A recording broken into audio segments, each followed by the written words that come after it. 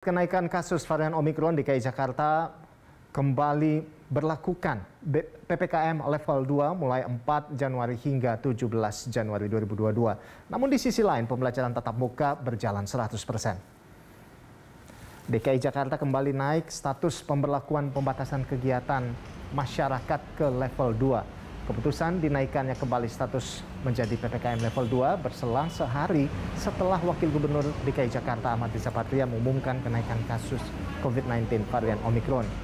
Saat ini ada sekitar 162 kasus Omikron di DKI Jakarta. Di sisi lain, DKI Jakarta baru memulai pelaksanaan pembelajaran tatap muka terbatas 100%.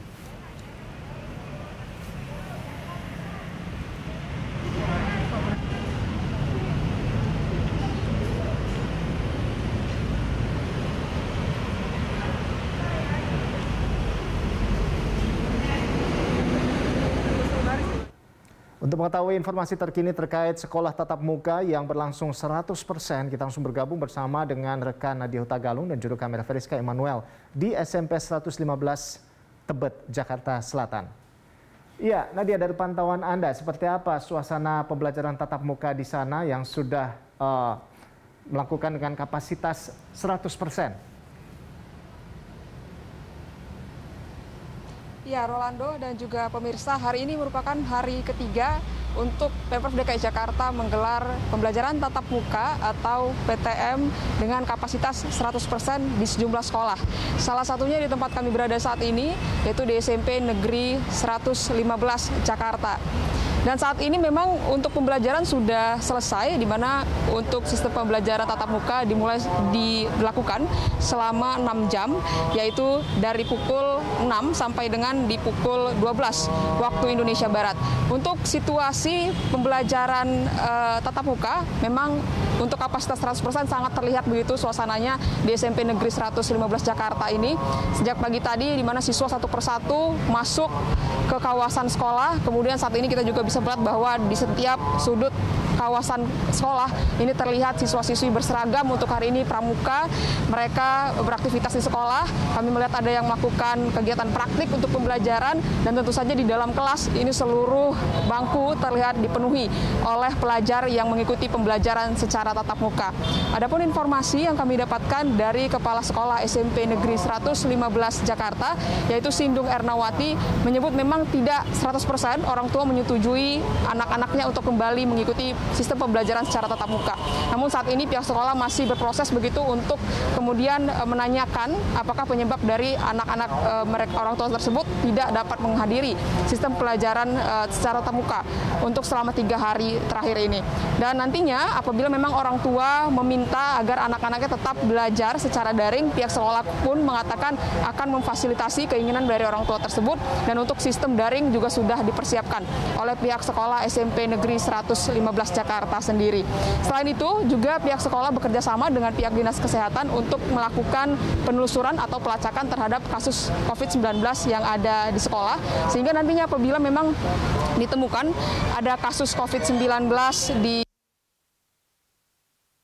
pihak sekolah pun akan memberhentikan sistem pembelajaran tatap muka selama sekitar 14 hari. Rolando dan juga pemirsa, berikut adalah wawancara kami dengan Kepala Sekolah SMP Negeri 115 Jakarta, Sindung Ernawati. Memang tidak 100% ya, setelah analisa kami di hari pertama, kedua, dan 3, memang lebih kurang 98% lah yang hadir. Mungkin kami tidak bisa memaksakan kehendak orang tua kalau apabila anak tidak diizinkan masuk.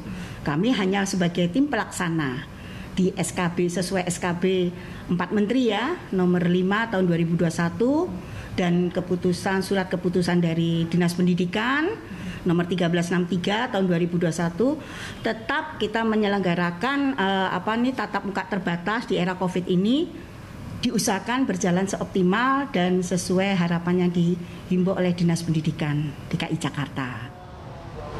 Ya, itu tadi wawancara kami dengan Kepala Sekolah SMP Negeri 115 Jakarta, Sindung Ernawati. Rolando, kembali ke Anda di studio. Baik, Nadia. Nah, ini dari pantauan Anda seperti apa pengawasan protokol kesehatan bagi para siswa di sana? Dan kita tahu di Indonesia kasus Omikron sudah lebih dari 160 kasus. Nah, ini apakah terjadi kekhawatiran atau seperti apa sebetulnya terkait dengan PTM 100% ini? Ya, Rolando, terkait dengan penerapan atau pengawasan protokol kesehatan dan juga persyaratan para siswa dapat kembali belajar secara tatap muka. Yang pertama adalah bahwa untuk sistem pembelajaran ini hanya berlangsung selama 6 jam dari pukul 6 sampai dengan pukul 12 waktu Indonesia Barat. Kemudian pagi tadi kami juga melihat pada saat memasuki kawasan sekolah, para siswa diperiksa suhu tubuhnya, kemudian juga wajib untuk mencuci tangan dan juga menggunakan aplikasi Peduli Lindungi. Dan kami juga melihat memang untuk fasilitas wastafel ini juga disediakan di beberapa sudut sekolah begitu. Dan selanjutnya juga ketika di dalam kelas tentu saja wajib untuk menggunakan masker, dan juga dikatakan tadi oleh Kepala Sekolah, pihak sekolah juga memiliki sistem pengawasan begitu, yaitu dari Satgas Penanganan COVID-19 dari sekolah yang terus-menerus untuk mengontrol bagaimana kondisi kesehatan siswa dan juga bagaimana penerapan protokol kesehatan yang dilakukan oleh siswa pada saat masa pembelajaran berlangsung. Selanjutnya juga untuk capaian capaian vaksinasi sendiri di SMP Negeri 115 Jakarta untuk guru-guru atau para pengajar begitu, ini capaian vaksin sudah mencapai di atas 80%, dan untuk lansia adalah di atas 50%. Sementara untuk para siswa-siswi sampai saat ini proses vaksinasi juga masih terus berlangsung. Adapun menurut pantauan kami untuk kantin sendiri juga sampai saat ini belum dibuka, karena memang sampai saat ini siswa-siswi belum diizinkan untuk makan bersama, begitu juga untuk ekstrakurikuler diizinkan untuk dimulai kembali. Dan usai pembelajaran berakhir juga dikatakan bahwa dilakukan penyemprotan desinfektan begitu setiap harinya pada saat pembelajaran selesai dilakukan.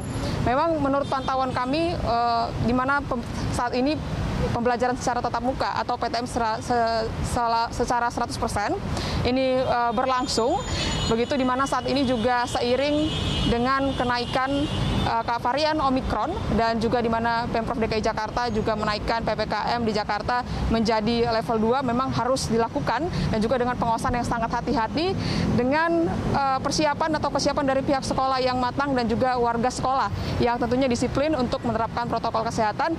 Dan juga menurut pantauan kami tentu sekolah harus memiliki fasilitas infrastruktur kesehatan yang memadai. Rolando. Baik, terima kasih Nadia atas laporan Anda, dan kita berharap tentunya pembelajaran tatap muka ini bisa berjalan dengan baik, dan kita berharap bahwa tidak ada lagi atau bisa memutuskan mata rantai penyebaran virus COVID-19 di sekolah. Terima kasih atas laporan Anda dan selamat bertugas kembali.